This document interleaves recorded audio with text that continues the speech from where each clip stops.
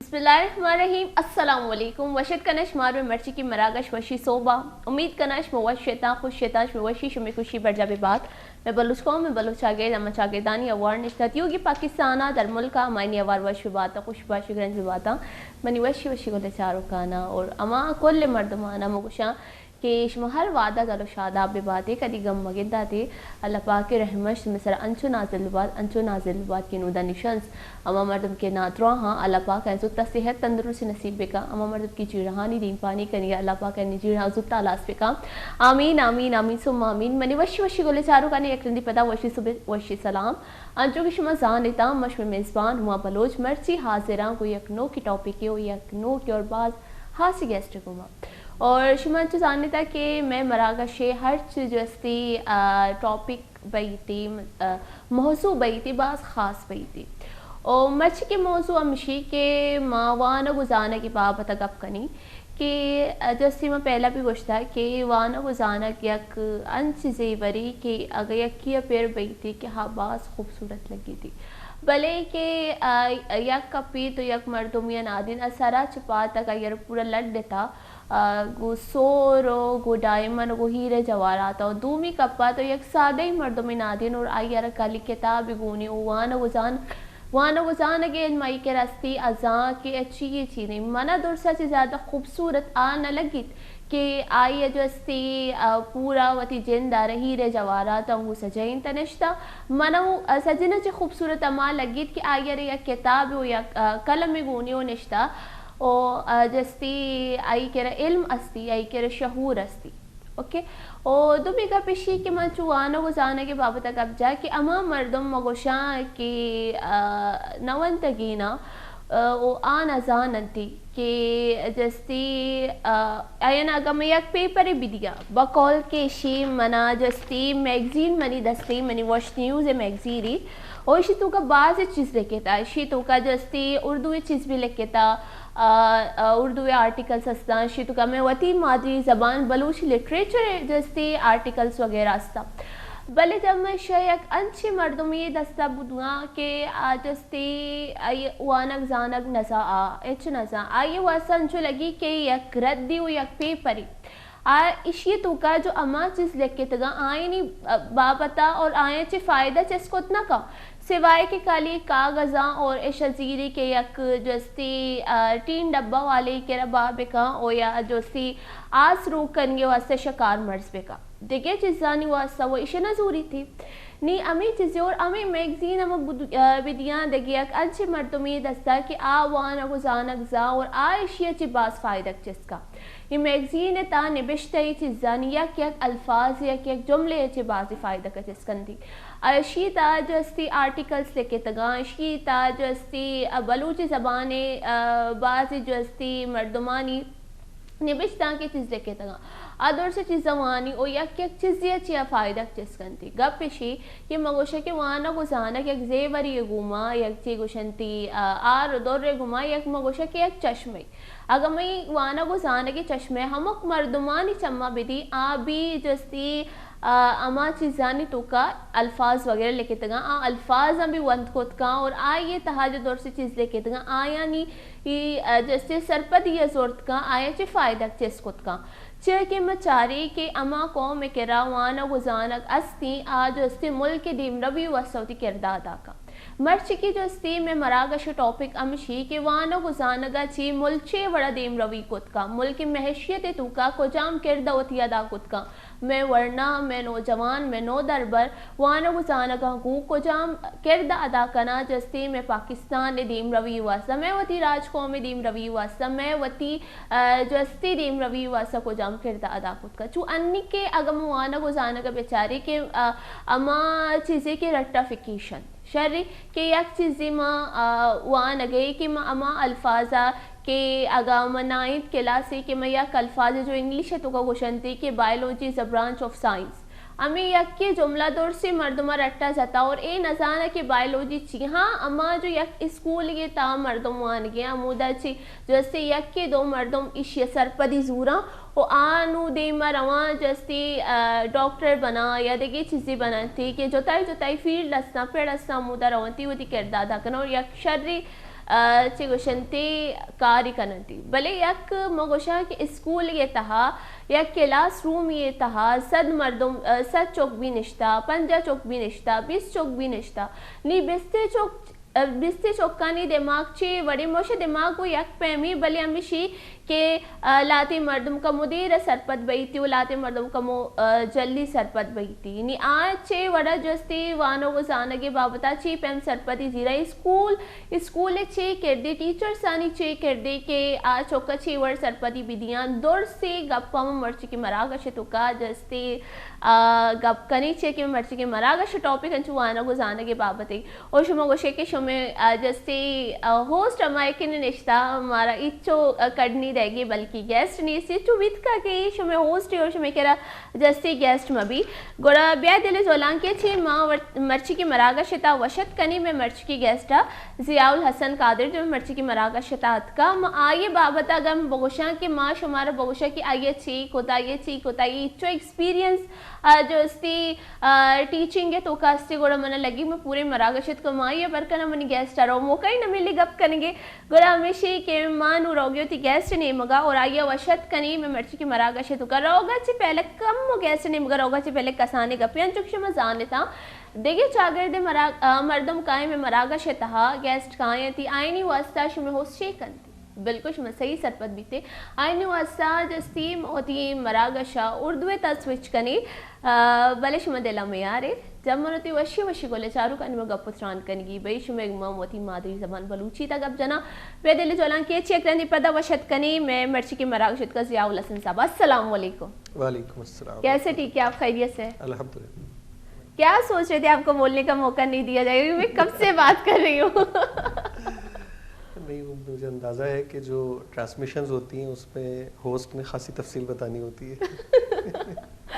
اور جو ہے میں نے اتنی باتیں کی ہیں بلوچی میں کیا سمجھ رہا ہے آپ کو؟ تھوڑا سا ظاہر ہے یعنی شروع میں تو ظاہر ہے کہ آپ نے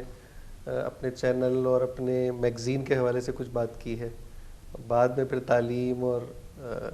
جو ہمارا موضوع ہے آج کا اس سے متعلق کچھ گفتگو کی ہے. میں نے چینل کے حوالے سے تو بات نہیں کی نہ ہی میگزین کے حوالے سے بات کی. میگزین کے حوالے سے کی پر یہ ہے کہ نا میگزین کے حوالے سے نہیں بتایا کیونکہ سبھی نے میگزین دیکھا ہے پر میں نے جو باتیں کی ہے میں آپ کو جو ہے وہ مختصر کر کے بتاتی ہوں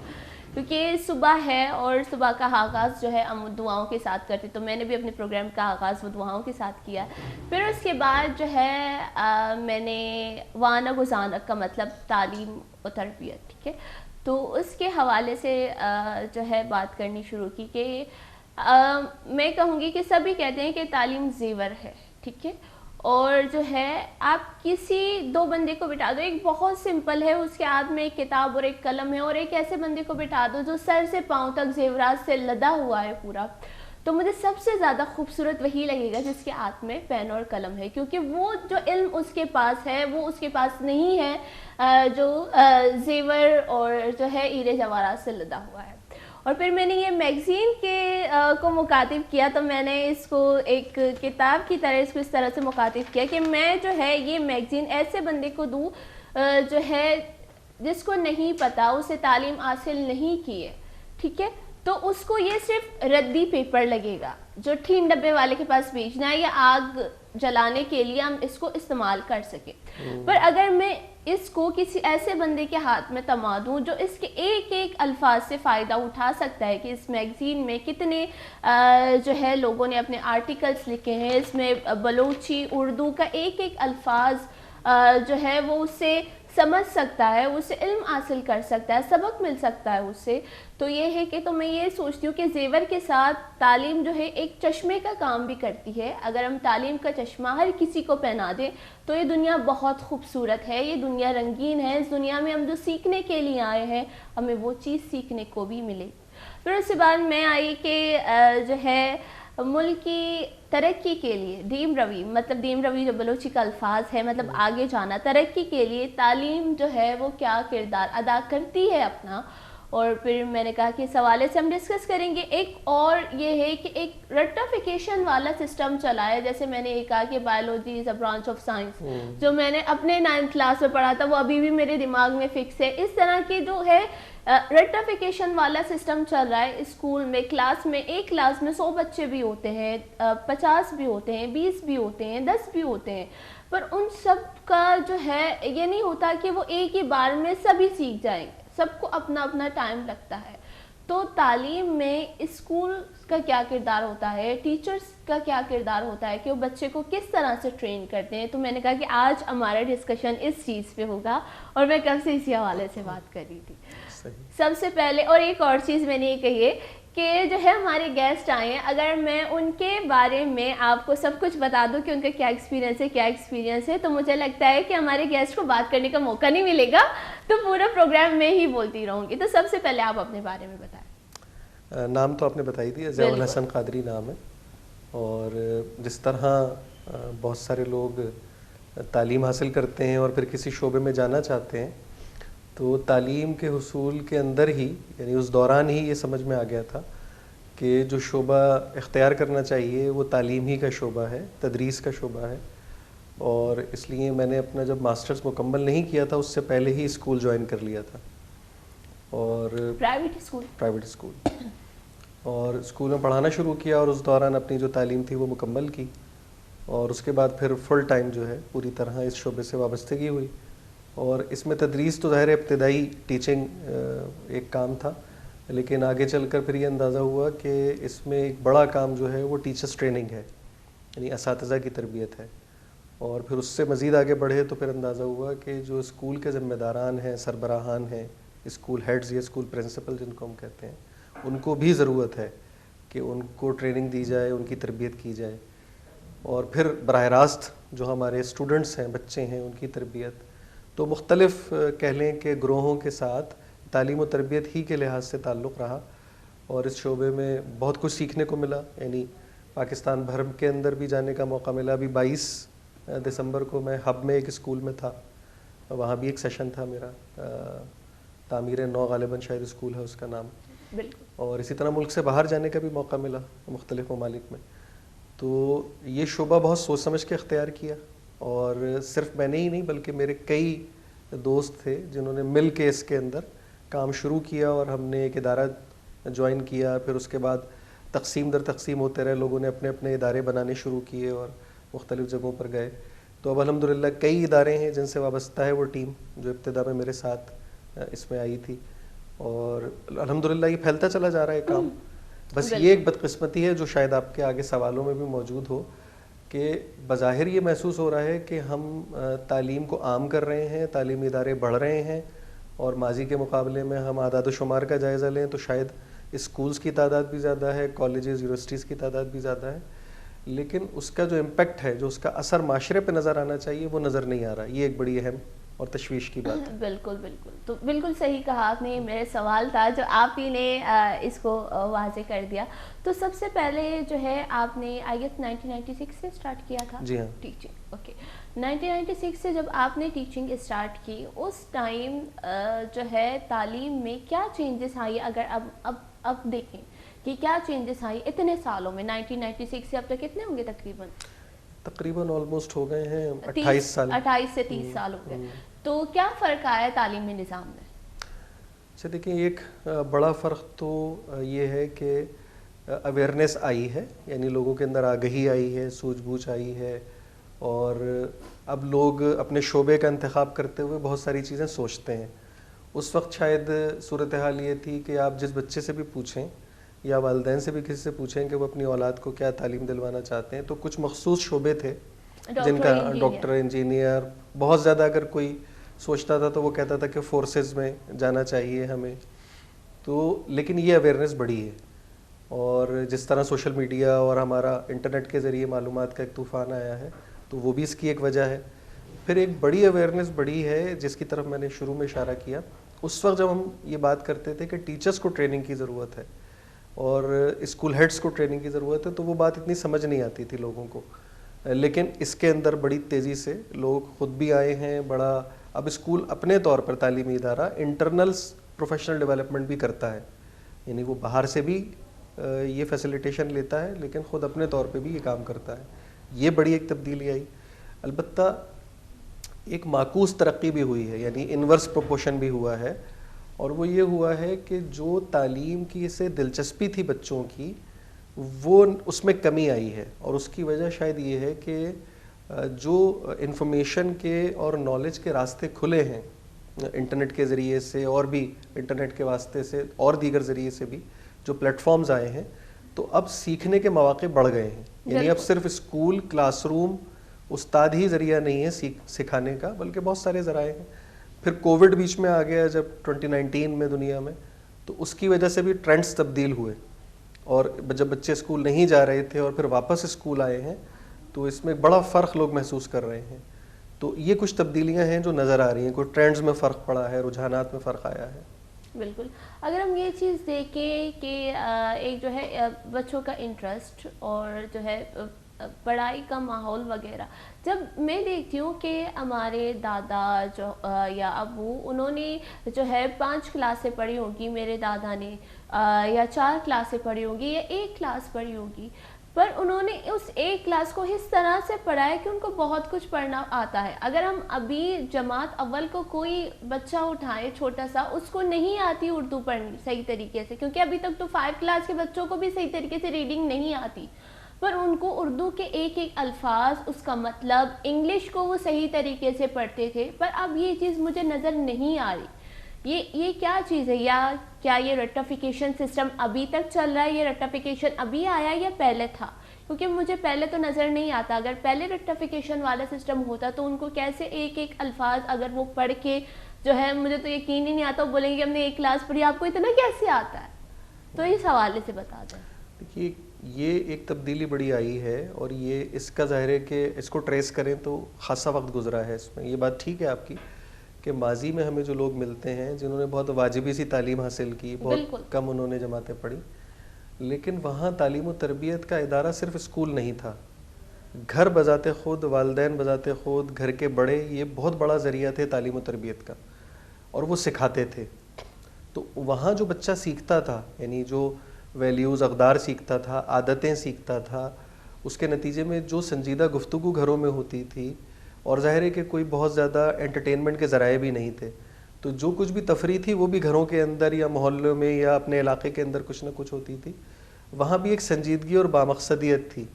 جس کی وجہ سے ہمیں نظر آتا ہے کہ وہ لوگ, ان کے اندر ایک علم بھی تھا, ان کی زبان بھی بہتر تھی. بالکل. اچھا, وقت کے ساتھ ساتھ ہوا یہ کہ جب بہت سارے ذرائع آئے تو اس کے نتیجے میں ایک زوال تو یہ بھی ہوا ہے کہ لوگوں نے یہ سمجھ لیا کہ شاید تعلیمی ادارہ ہی تعلیم کا ذمہ دار ہے. والدین نے اس ذمہ داری سے, یعنی چشم پوشی کی آپ کہہ لیں, یا اپنی ذمہ داری ادا نہیں کی. معاشرے کے اندر جو لوگ تھے, مثلا بہت سارے ایسے ایجنٹس ہوتے ہیں, ایسے لوگ ہوتے ہیں جو اس کی ذمہ داری ادا کرتے ہیں. مثلا ہر ہفتے بچے یا والدین مساجد میں جاتے ہیں,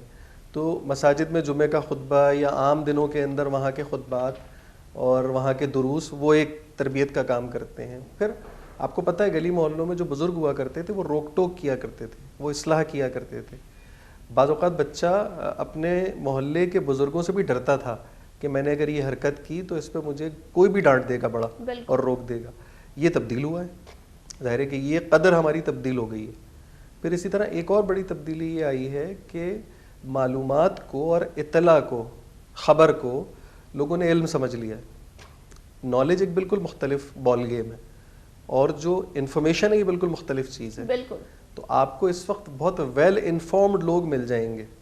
یعنی وہ لوگ جو معلومات کا ذخیرہ اپنے پاس رکھتے ہیں اور اس کو بول دیتے ہیں. لیکن آپ جب ان سے بہت گہرا سوال, کوئی بہت ڈیپ تھنکنگ کی بات کریں گے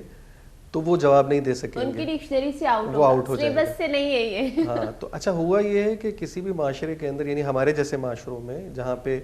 یہ سوشل میڈیا اور ویل انفارمڈ لوگ جو ہے اب زیادہ نظر آتے ہیں, سیلیبریٹی کلچر ایک آپ کو نظر آتا ہے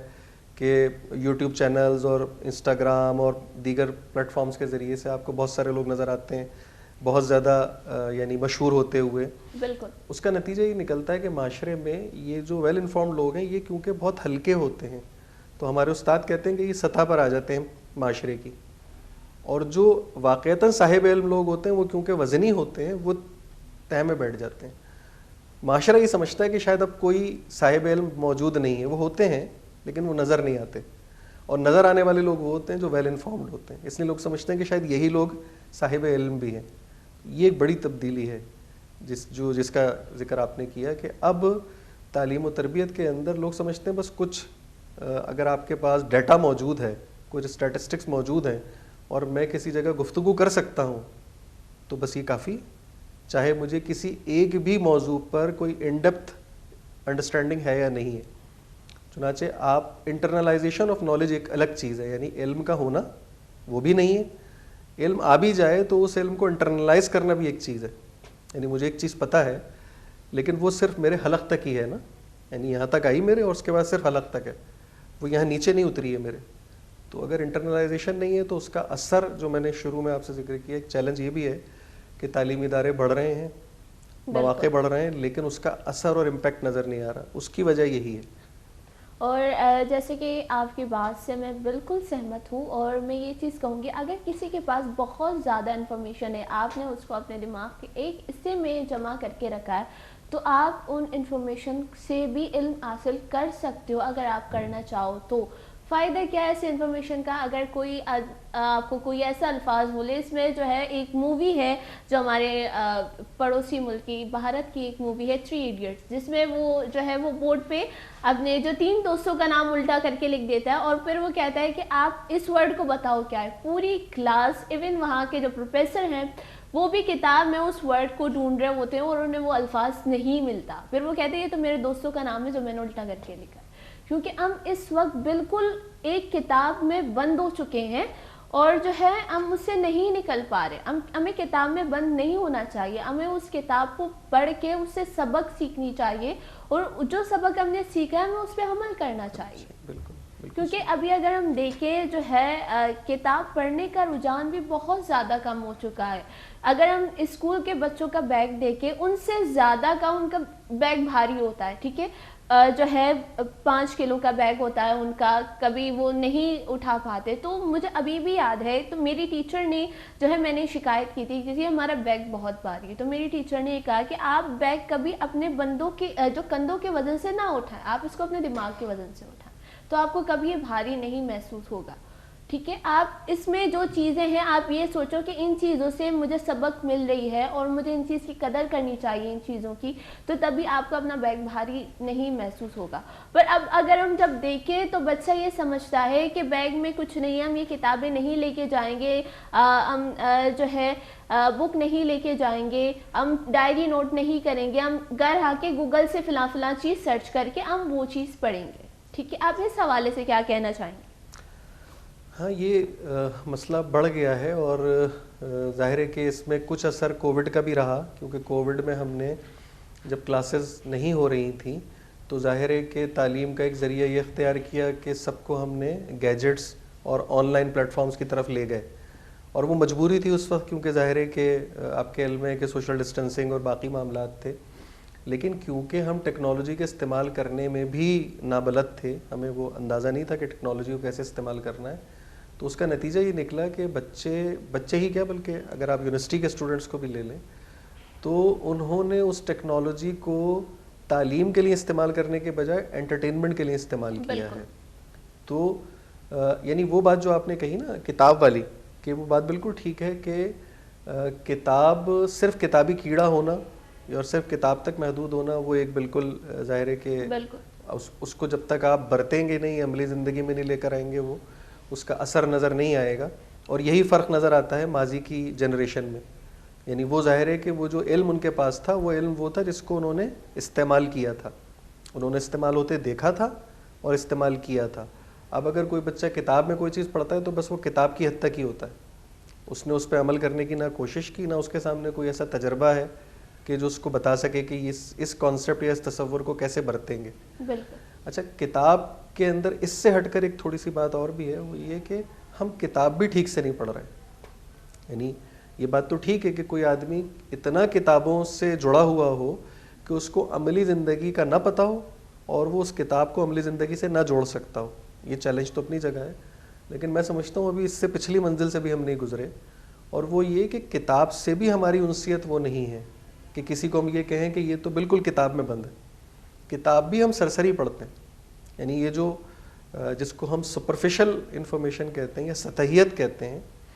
آپ دیکھیں گے کہ اس وقت سطحی باتوں کا اتنا رجحان ہے, جو میں نے پہلے بھی مثال دی جس کی, کہ ہمارے ایک مینٹور ہیں وہ کہتے ہیں کہ سطحیت کو قطعیت حاصل ہو گئی. اب کوئی قطعی بات یہ ہے کہ جو سطحی ہے, ذرا سی آپ کوئی گہری بات کریں گے لوگ کہیں گے یہ تو بڑی بور ہے,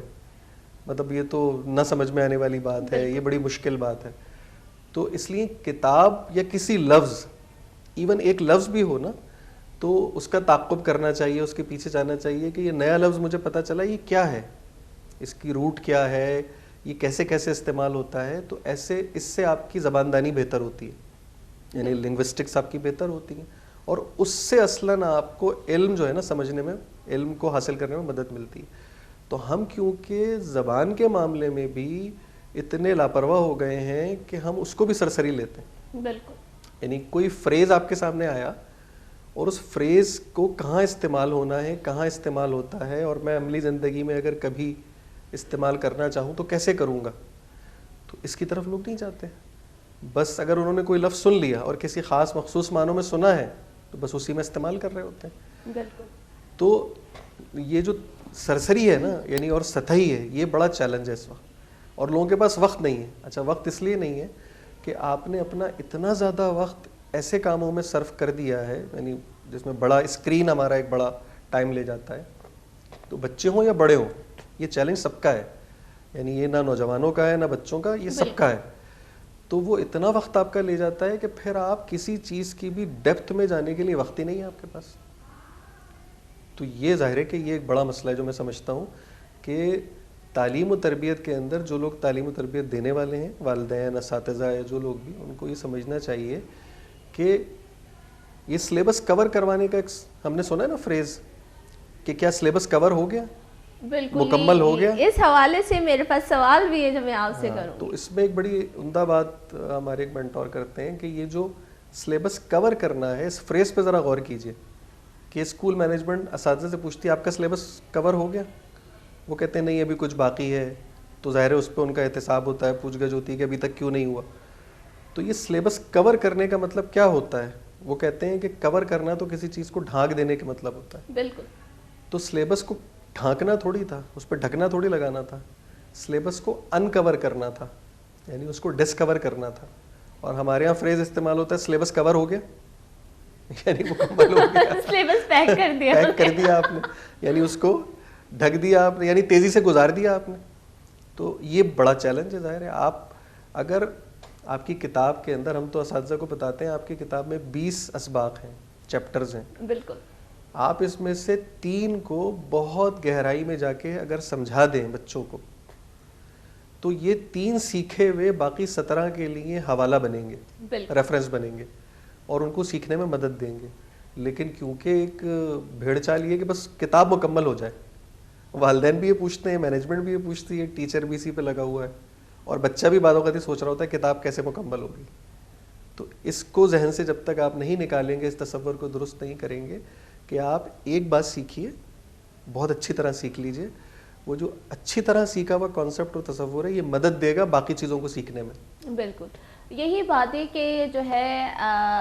پیپرز کے ٹائم ہمیشہ, چاہے وہ میں ہی کیوں نہ ہوں, ہمیں ایک بات کی شکایت رہتی ہے کہ سوال تو سلیبس سے باہر کے ہی آئے, یہ تو سلیبس میں تھا ہی نہیں. اور میں یہ چیز کہنا چاہوں گی کیونکہ میں نے خود بھی ایسا کیا ہے, کویشچنس ہوتے ہیں, ہمیں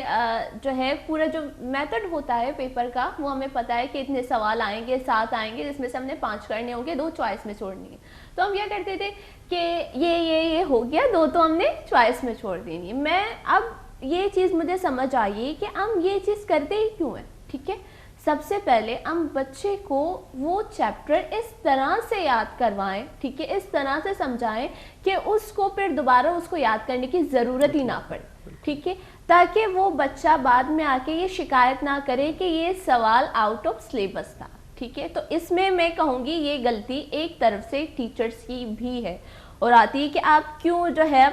کچھ سوال ہوتے ہیں, بہت سارے ٹیچرز ایسے امپورٹنس, ٹھیک ہے ٹیچر آپ ہمیں جو ہے جو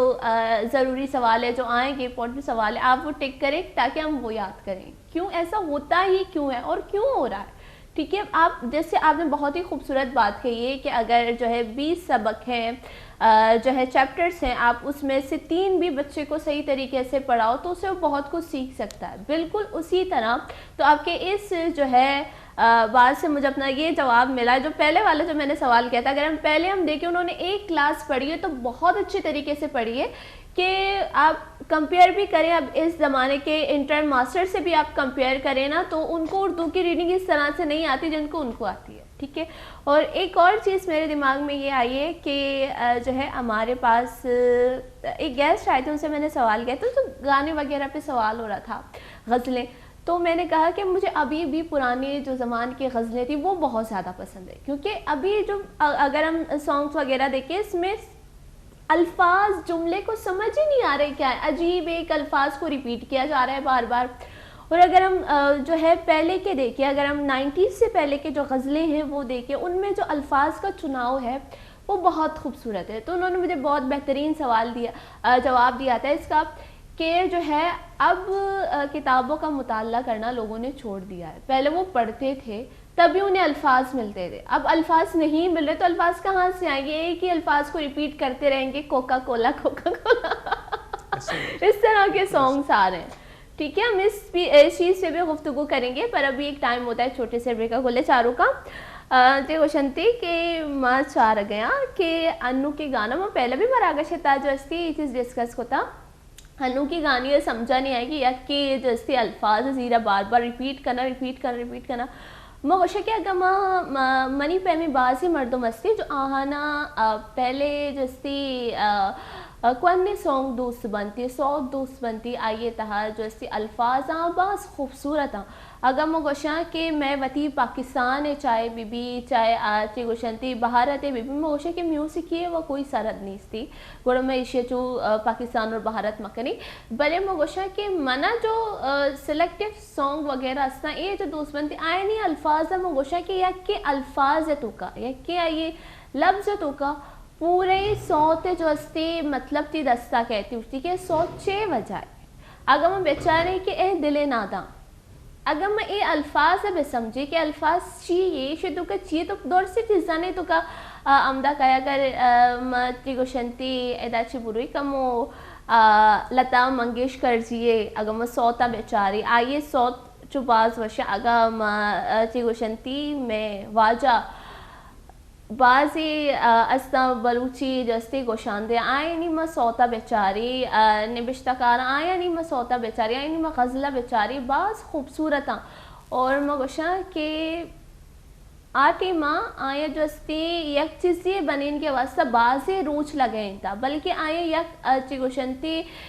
سوتے لگ گئے واسطہ وہ تی پوری زندگی جتا انگا آئے ابھی وطی جسی یہ گوشتا ہے کہ انگا یہ سوت پورا نہیں انگا اسی جستی مصرہ باقیہ موشا انو کے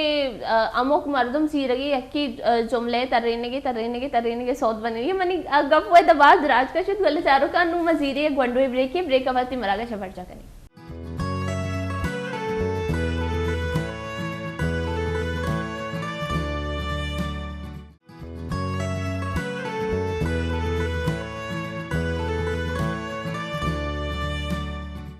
وشد کے منی وشی گولا چاروں کا اچھو جستی بریکا سے پہلا مگا پتران کرنے گئی تھی وانو گزانا کے بابتا او ما پدا جستی کمو جستی سوت و شعر و شاعری نہیں مگا بھی ہم ات کی گوڑا اچھو بریک کا گوڑا ما جستی وطی گیس چنگ مگا پتران بھی کن گئے تھا اچھو منا نصیر جان بلوچ ہے نصیر خان بلوچی ہمشی جستی یک سوت عادت ماں گوشا کہ میں ذکر تھی انسٹاگرام میں جاتا بکتا کہ تئی درد پما آب حیاتا अच्छो के माँ चारी के अच्छो के मैंने गेस्ट अभी गोश्त के या क्या अल्फाज से अगर माँ बेचारी के अमी अल्फाज मर्दम जीरी के आइए वत तशरी जोड़ खुद का भले अमा जो अस्ती निबिश्ता कनो का ही लिखता आइए चे सोच के लिखता आइए चे दिमाग अबिकता आइए कदीम तशरी खुद न कनी अगर माँ बेचारी के तई दर्द पर माँ आब हयाता मना इसलिए थी कि तई जस्ती दर्द ती दाते की तकलीफ जस्ती हर वादा मरिग मबा और अमी जस्ती मननी नु मनी जिंदे मोलो मुरादी शर नी देगे मर्दों इशी चे तशरीक का आइए जस्ती दिमागा चीज बेते नु में चारग लोटा कि इस सौत कह के इश्क था हो शुमारा छो लगे ताई सौत और इस सौत जो अस्ते तशरी ची अमीर जुमले ची तशरी शुमे दिमागा कहती आया मनागश में यूट्यूब पे चार गया था और जाला कमेंट बिकने बहुत था पता मैं जो अस्ते कमोती जो सी वानो गुजारने के टॉपिक का बर्जा कनी आइए तो का इशा के मंचुवती मरागश बिंदा तगो कि मैं ये बाबत गपुत्रान करी के यक नौ दरबरी ओ वाना गुजानक शरी के आ मुल्क के देम रविय वसवती चे किरदादा का मौसम कमोमी टॉपिक के बाबत गपुत्रान कनी जस्ती हमने जो है मैंने कहा कि वापस हम अपने टॉपिक की तरफ आते हैं हमने जो है काफ़ी जो है गाने वगैरह के बारे में डिस्कस कर लिया मैंने कहा कि जब आप लोग ब्रेक में थे तभी मैं अपने गेस्ट से जिक्र करी थी तो मैंने कहा कि हमारा जो मौजू है कि तालीम जो है पाकिस्तान की तरबियत के लिए देम रवी तरक्की के लिए क्या किरदार अदा करती है। अच्छा, एक तो ज़ाहिर है कि इसमें जो उन्वान है कि कौमी तामीर और तरक्की के लिए तालीम और तरबियत ही वाहिद हल है, यानी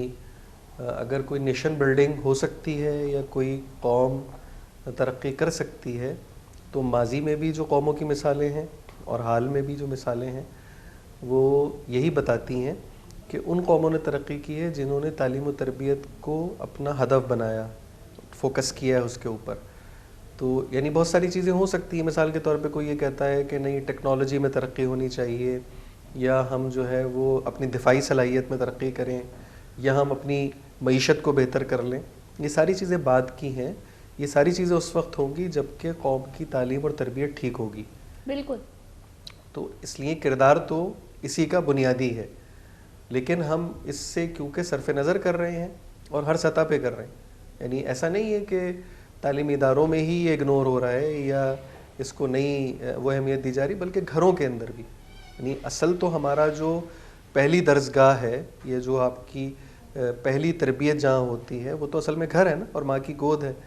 तो वहाँ भी ये इग्नोर हो रहा है, वहाँ भी इस पे जो है तवज्जो नहीं दी जा रही। और अगर ये मुख्तलिफ़ जगहों पर इस पे वो तवज्जो दी जाए, यानी आप देखिए कि इसकी मिसाल ऐसे ही है, जैसे आपने तो मिसाल दी थी ना कि एक आदमी बैठा है जिसके हाथ में कागज़ और कलम है और एक जो है ज़ेवरात से लदा है। हमें इसकी मिसालें माशरे में बहुत आम मिल जाती हैं। मतलब बहुत सारे ऐसे लोग हैं कि जिन्होंने तालीम हासिल की है लेकिन उनकी तरबियत नहीं हुई। बिल्कुल। नतीजा यानी वो एक लोग हैं कि जिन्होंने तालीम ही हासिल नहीं की, यानी वो जो बिल्कुल इलिटरेट हैं या यूँ कह लीजिए कि जो एक मानों में जाहिल हैं, वो तो अगर कोई ऐसा काम करते हैं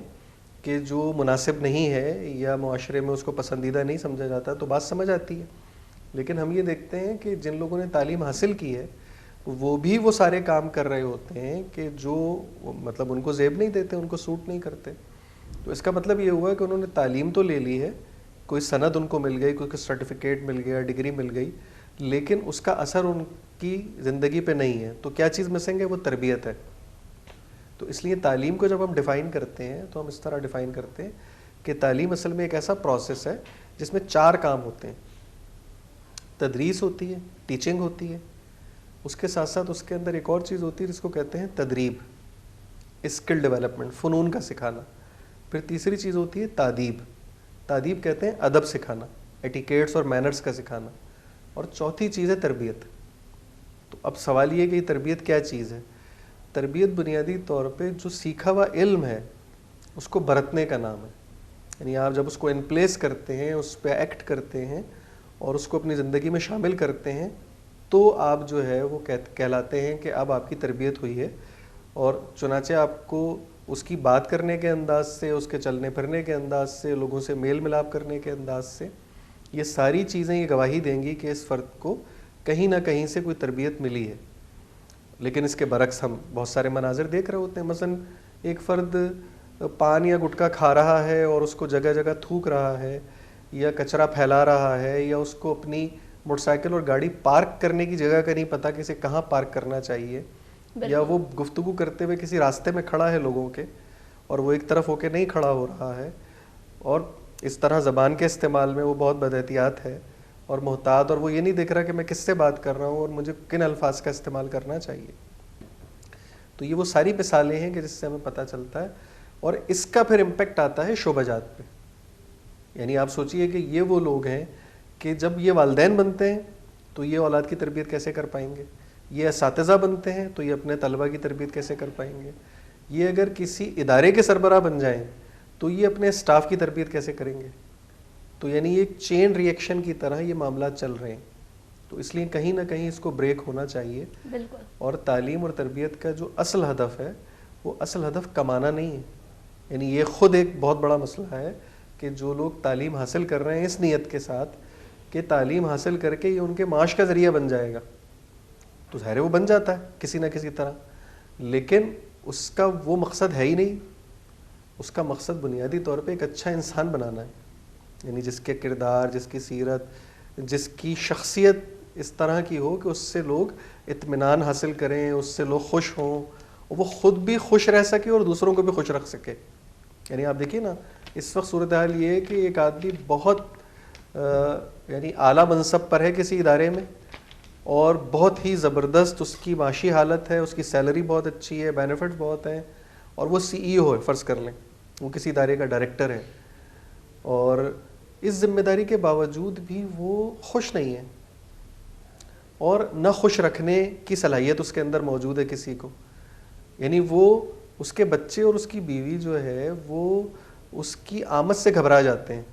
کہ اب گھر کے اندر کوئی مسئلہ ہو جائے گا یہ جب آئیں گے تو. اچھا, یہ وہ آدمی ہیں جو اپنے کلائنٹس کے لیے, اپنے جو بزنس کے کسٹمرز ہیں ان کے سامنے بچھا چلا جاتا ہے, ان کے سامنے مسکراتا ہے, ہنستا ہے, ان کی ہر بری بات کو برداشت کر لیتا ہے. تو وہاں وہ جب اس کو اپنے بزنس کی ایک ضرورت محسوس کرتا ہے تو ہنستا بھی ہے, مسکراتا بھی ہے, تکلیف کو بھی برداشت کر لیتا ہے. لیکن جب وہ اپنے گھر والوں کے ساتھ ملتا ہے تو اس سے زیادہ برا آدمی کوئی نہیں ہوتا. یعنی اس کی بیوی اس سے ناراض ہے, اس کے بچے اس سے ناراض ہیں, اس کے والدین اس سے ناراض ہیں, تو اس لیے تعلیم حاصل کی تھی اس نے. تو یہ وہ سینیریو ہے کہ جو تعلیم و تربیت پہ اگر ہم واقعی فوکس کریں گے, اس کو ہدف بنائیں گے,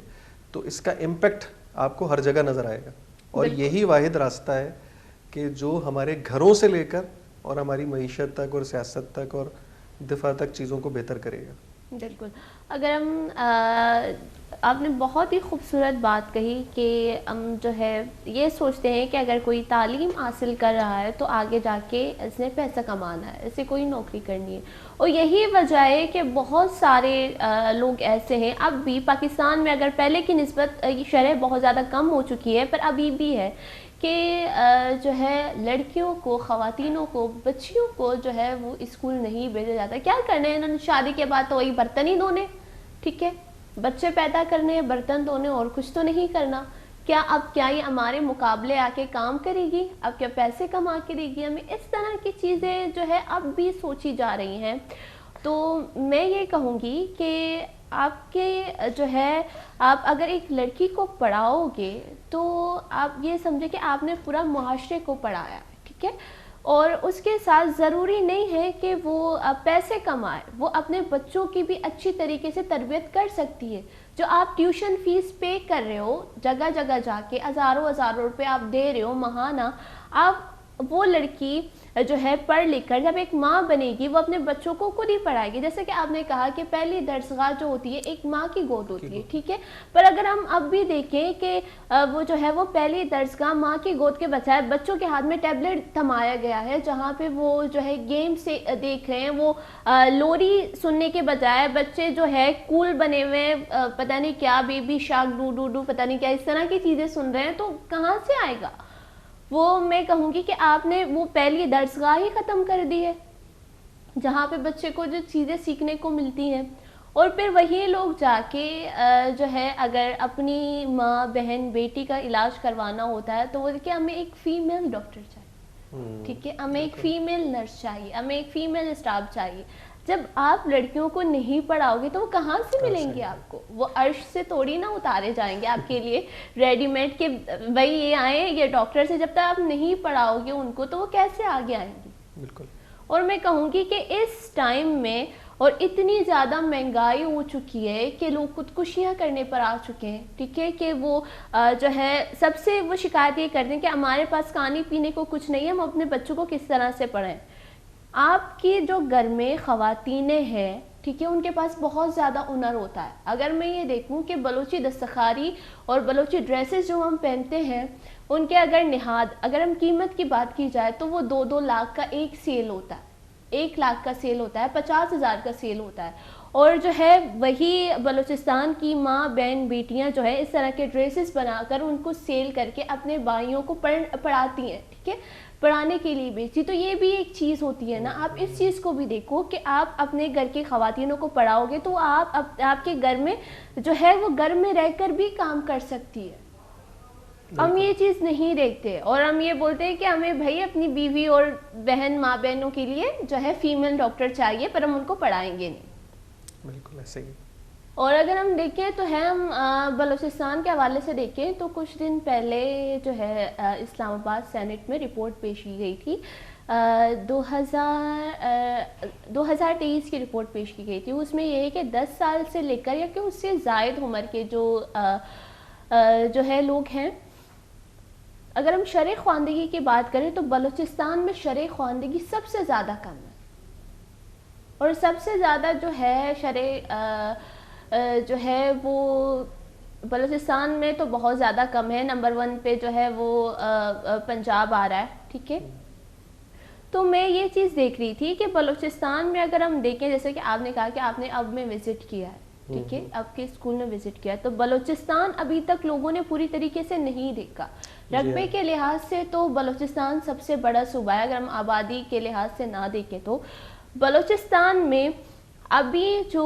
اگر ہم 2023 کے جو ہے بک فیئر کی بات کریں، کتاب میلہ لگا تھا، تو پورے پاکستان میں سب سے زیادہ کتاب جو ہے وہ بلوچستان سے نکلی جہاں پہ پڑھی گئی ہو کتاب. تو میں نے کہا کہ پھر شرح خواندگی میں بلوچستان سب سے پیچھے کس طرح ہو سکتا ہے؟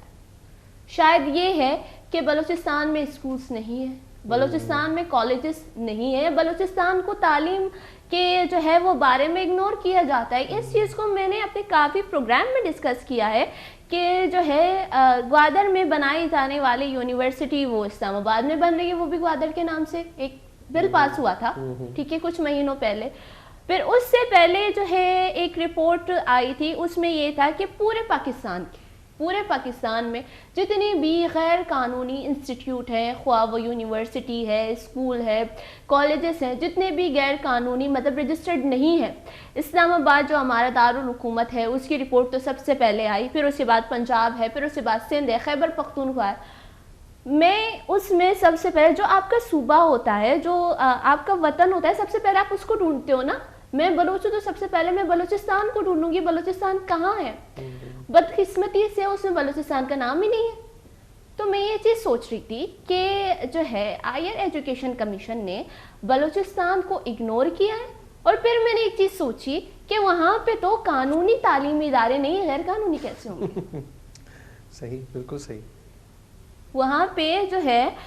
قانونی نہیں تو غیر قانونی کیسے ہوں گے؟ ہم بلوچستان کے لوگوں کو دیکھیں، وہ کراچی آ رہے ہیں تعلیم حاصل کرنے کے لیے، وہ پنجاب جا رہے ہیں تعلیم حاصل کرنے کے لیے، جن کو وہ جو ہے کیا کہتے ہیں اغوا کیا جا رہا ہے وہاں سے. کراچی یونیورسٹی میں کتنے سارے جو ہے بلوچستان کے طالب علم ہیں جو آتے ہیں، وہاں پہ ان کو ہاسٹل کی فیسلٹی بھی نہیں ہے. اگر ہم جو ہے وہ جو ہے مردوں کی بات کریں، ان کو ہاسٹل کی فیسلٹی بھی نہیں ہے. اگر جو ہے میرے 2 پروگرام پہلے ایک پروگرام ہوا تھا، جو بلوچستان کا یہ اسٹوڈنٹ آیا تھا میرے پروگرام میں، تو ان سے میری گفتگو ہوئی تو میں نے ان سے کہا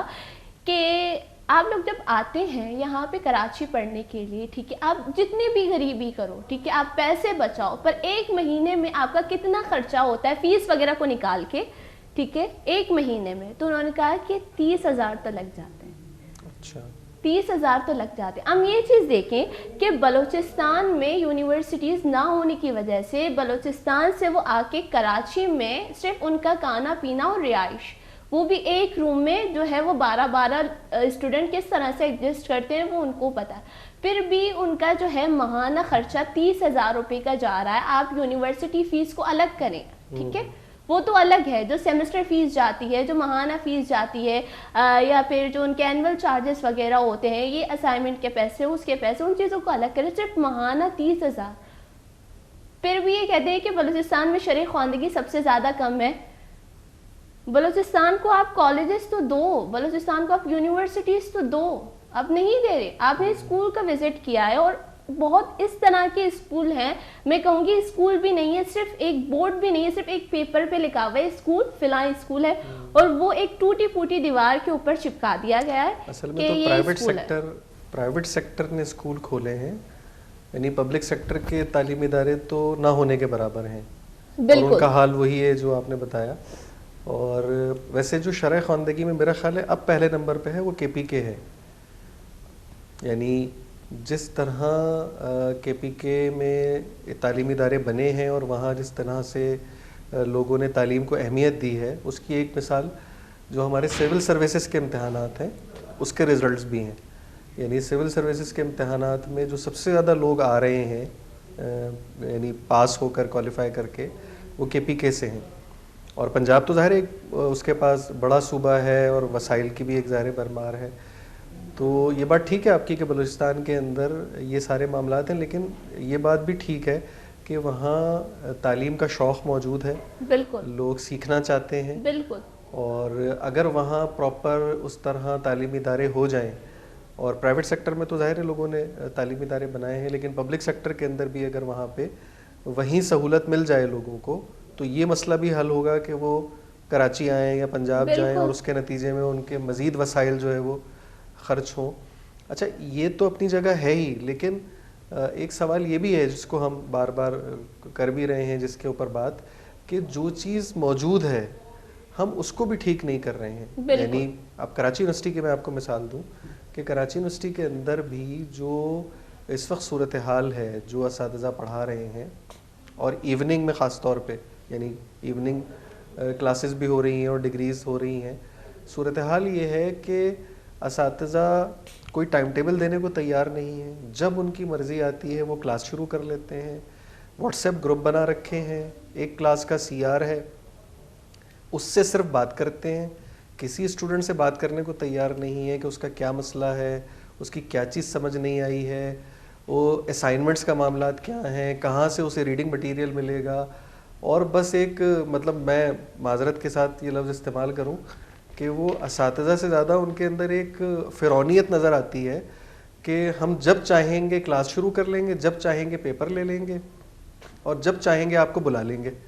اور آپ سوچئے کہ اگر کراچی کے کسی دور دراز علاقے سے ایک فرد، ایک بچہ، ایک بچی وہاں موجود ہے اور ایوننگ میں موجود ہے، اور آج کے موسم میں سردی میں اور اندھیرے میں، تو اس کے لیے وہاں سے یونیورسٹی سے نکلنا کتنا بڑا مسئلہ ہے. یعنی وہاں اس طرح روشنی کا انتظام نہیں ہے کہ وہاں بچے بچیاں پیدل جا کر گیٹ تک آئیں اور پھر وہاں سے کوئی سواری لیں. لیکن وہ بیٹھے ہوتے ہیں بیچارے 5 بجے 6 بجے، اور ان کو پتہ چلتا ہے کہ واٹس ایپ پر ایک میسج آیا کہ سر آج نہیں آ رہے، آج کلاس نہیں ہوگی. یا اسے 10 منٹ پہلے پتہ چلا کہ وہ سر کہہ رہے ہیں کلاس کر لیتے ہیں، آ جائیں کلاس میں. تو مطلب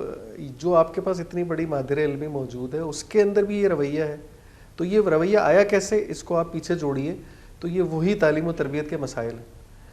یہ وہ اساتذہ ہیں کہ جن کی تربیت نہیں ہوئی ہے، اور اس کا نتیجہ یہ ہے کہ وہ اب خود بحیثیت استاد ایک یعنی جامعہ کراچی اور مادر علمی جیسی یونیورسٹی کے اندر موجود ہیں،